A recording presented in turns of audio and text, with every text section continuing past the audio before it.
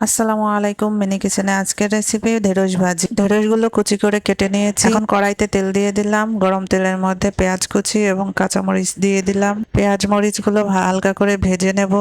এই তো কালারটা চেঞ্জ হয়ে এসেছে। এখন কুচি করে কেটে রাখা ঢেঁড়সগুলো দিয়ে হালকা করে তেলের সঙ্গে মিশিয়ে নেব। তেলের সঙ্গে মিশে গেলে এখন দিয়ে দেব লবণ, হলুদের গুঁড়া। এখন ভালো করে ভেজে নেব।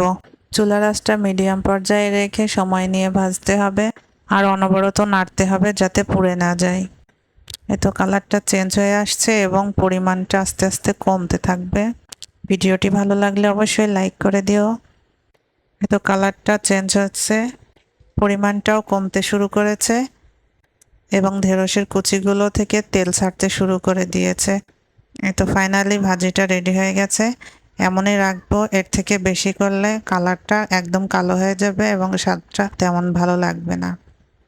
এখন ভাজিটা একটি মিনি বাটিতে উঠিয়ে নেব। দেখা হবে নেক্সট ভিডিওতে। ততক্ষণের জন্য আল্লাহ হাফেজ।